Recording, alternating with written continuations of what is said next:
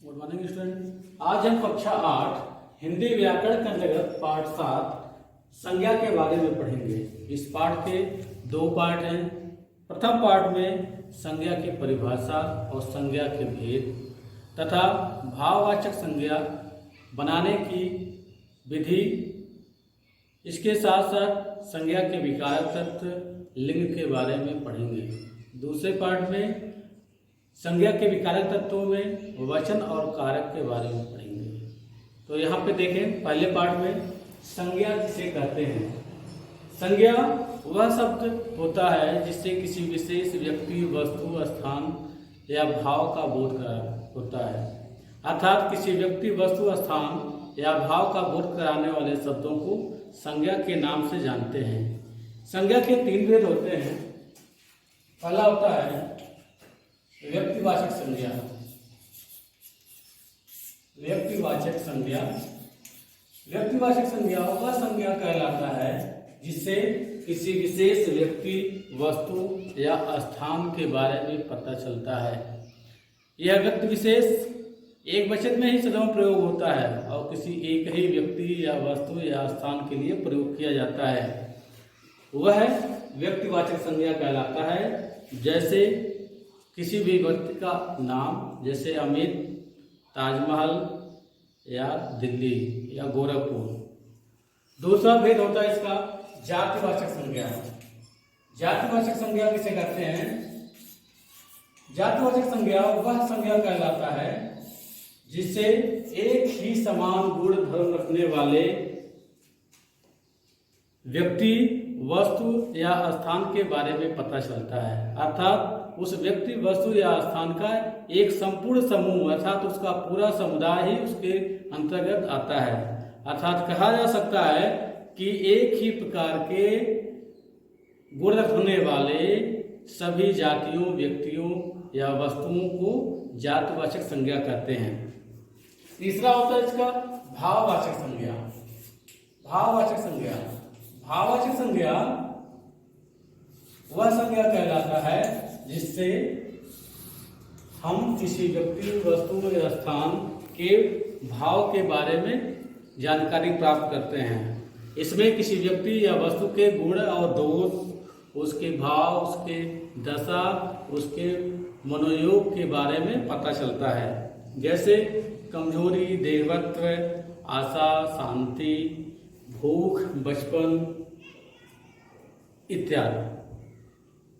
अब प्रश्न उठता है, क्या व्यक्तिवाचक संज्ञा को जातिवाचक संज्ञा में बदल सकते हैं या जातिवाचक संज्ञा को व्यक्तिवाचक संज्ञा में बदल सकते हैं? तो कहा जा सकता है कि व्यक्तिवाचक संज्ञा को जातिवाचक संज्ञा में बदल सकते हैं और जातिवाचक संज्ञा को व्यक्तिवाचक संज्ञा में बदल सकते हैं। जैसे बहुत सारे विद्वान महापुरुषों के नाम उनकी जातियों के नाम से जानते हैं। जैसे गांधी जी राष्ट्रपिता कहलाए। गांधी जातिवाचक संज्ञा होते हुए भी व्यक्तिवाचक संज्ञा के रूप में प्रयोग किया गया है। यहाँ पे गांधी शब्द महात्मा गांधी के लिए प्रयोग किया गया है। लेकिन अगर कहा जाए कि घर में विभीषणों की कमी नहीं है या देश में विभीषणों की कमी नहीं है, तो यहाँ पे विभीषण व्यक्तिवाचक होते हुए भी जातिवाचक के रूप में प्रयोग किया गया है। अर्थात विभीषण देशद्रोही के रूप में जाना जाता है। अर्थात यह व्यक्तिवाचक संज्ञा होते हुए भी जातिवाचक संज्ञा के रूप में प्रयोग किया गया है। दूसरा, भाववाचक संज्ञा किस प्रकार से बना सकते हैं? भाववाचक संज्ञा हम 4 प्रकार के शब्दों से बनाते हैं। पहले बनाते हैं जातिवाचक संज्ञा से। जातिवाचक जितनी भी संज्ञाएं हैं उससे हम भाववाचक संज्ञा बदल सकते हैं। जैसे चोर, चोर का भाववाचक संज्ञा होगा चोरी, और कारीगर का भाववाचक संज्ञा होगा कारीगरी। उसी प्रकार से सर्वनाम शब्दों से भी भाववाचक संज्ञा बना सकते हैं। जैसे अपना, भाववाचक संज्ञा इसका होगा अपनापन। उसी प्रकार से विशेषण शब्दों से भी हम भाववाचक संज्ञा बना सकते हैं। जैसे कुशल, कुशलता, कृपण, कृपणता। उसी प्रकार से क्रिया शब्दों से भी हम भाववाचक संज्ञा बना सकते हैं, जैसे गिरना, गिरावट, लिखना, लिखावट, बनना, बनावट इत्यादि। अब चूंकि संज्ञा एक विकारी तत्व है, यह विकारी शब्द है, इस कारण से इसमें लिंग, वचन और कारक के कारण से परिवर्तन होते हैं। तो इस विकारी कारक तत्व का एक भाग हम पढ़ेंगे लिंग। लिंग किसे कहते हैं? लिंग का अर्थ होता है प्रतीक। लिंग का अर्थ होता है प्रतीक, अर्थात संज्ञा शब्द के जिस रूप से हमें उस वस्तु के या उस स्थान के स्त्री अथवा पुरुष जात के होने के बारे में पता चलता है, उसे हम लिंग कहते हैं। लिंग के दो भेद होते हैं। पहला होता है पुल्लिंग, अर्थात जो सब पुरुष जात का बोध करवाता है उसे पुल्लिंग कहते हैं, और जो सब स्त्री जात का बोध करवाता है उसे स्त्रीलिंग शब्द कहते हैं। इस प्रकार से हम यह भी कह सकते हैं कि पुल्लिंग से स्त्रीलिंग शब्दों को बदला जा सकता है और स्त्रीलिंग से पुल्लिंग शब्दों को भी बदला जा सकता है। सामान्यतः के प्रयोग करने के लिए हमें लिंग के विभिन्न स्वरूपों को किस प्रकार से हम प्राप्त करें, जाने, उसके लिए कुछ नियम हैं। पुल्लिंग के पहचान के कुछ नियम दिए गए हैं, जैसे फलों के नाम, वृक्षों के नाम, अनाजों के नाम, दिनों के नाम, इसके साथ महीनों के नाम, देशों के नाम, या समूह या पर्वतों, ग्रहों और शारीरिक अंगों के नाम। ये सभी रत्न, भारी, बेडौल वस्तुएं, यह सभी शब्द जो है पुल्लिंग के अंतर्गत आते हैं। वहीं स्त्रीलिंग शब्दों में झीलों के नाम, नदियों के नाम, लिपियों के नाम, तिथियों के, भाषाओं के नाम, बोलियों के नाम और शरीर के कुछ कोमल अंगों के नाम स्त्रीलिंग के रूप में प्रयोग किए जाते हैं। अब हम पुल्लिंग से स्त्रीलिंग में बदलने के नियम पढ़ेंगे, तो इसमें हम विभिन्न नियम लगा करके इसको बदलते हैं। किस प्रकार से बदलेंगे? इसको बदलने के लिए हमें सबसे पहले पुल्लिंग शब्दों के अंत में कुछ प्रत्यय जोड़ने पड़ते हैं। जैसे आप प्रत्यय जोड़ दें तो पुल्लिंग से वह शब्द स्त्रीलिंग में बदल जाएगा। जैसे अध्यक्ष पुल्लिंग है तो अध्यक्ष, अध्यक्ष यह स्त्रीलिंग होगा, अध्यक्षा।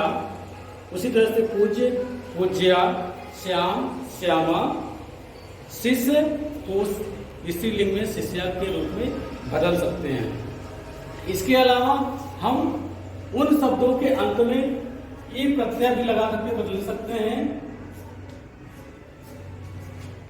इसके अलावा या प्रत्यय भी लगा करके बदल सकते हैं। इनके उदाहरण क्रमशः आप समझ सकते हैं कि जिस तरह से दास है, दासी, और या प्रत्यय में गुड्डा, गुड़िया। इसके अलावा इका प्रत्यय लगा सकते हैं, इका प्रत्यय लगा के भी बदल सकते हैं, जैसे अध्यापक, अध्यापिका। इसके अलावा इन्हीं प्रत्यय भी जोड़ के हम बनाते हैं स्त्रीलिंग, जैसे रोगी, रोगनी। इसके अलावा इन प्रत्यय के द्वारा भी हम पुल्लिंग से स्त्रीलिंग बदल सकते हैं, जैसे कुम्हार, कुम्हारिन, ग्वाला, ग्वालिन, या आनी प्रत्यय भी लगा करके हम पुल्लिंग से स्त्रीलिंग बदल सकते हैं, जैसे देवर, देवरानी, नौकर, नौकरानी। इसके अलावा आयन प्रत्यय लगा करके भी हम पुल्लिंग से स्त्रीलिंग बदल सकते हैं, जैसे पंडित, पंडिताइन, ठाकुर, ठाकुराइन। इसी प्रकार से नी और मती शब्दों को लगा करके भी हम पुल्लिंग से स्त्रीलिंग में बदल सकते हैं। इसके अलावा त्रि भी कई कई प्रयोग होता है। अब कुछ ऐसे भी पुल्लिंग से स्त्रीलिंग में बदले जाते हैं जो बिल्कुल बिना किसी प्रत्यय के स्वतंत्र रूप से बदल दिए जाते हैं, जैसे कवि, कवित्री। इसके अलावा पुल्लिंग से स्त्रीलिंग बदलने में और स्त्रीलिंग से पुल्लिंग में बदलने के लिए हम उन वस्तुओं के आगे नर अथवा मादा शब्द का प्रयोग करके बदलते हैं। अर्थात जो नित्य पुल्लिंग शब्द हैं उनके आगे नर और मादा लगा के हम पुल्लिंग और स्त्रीलिंग में बदलते हैं, और जो नित्य स्त्रीलिंग में है उनमें भी इसी प्रकार से पुल्लिंग और स्त्रीलिंग लगा करके बदलते हैं। आज के लिए इस वीडियो में बस इतना ही। धन्यवाद।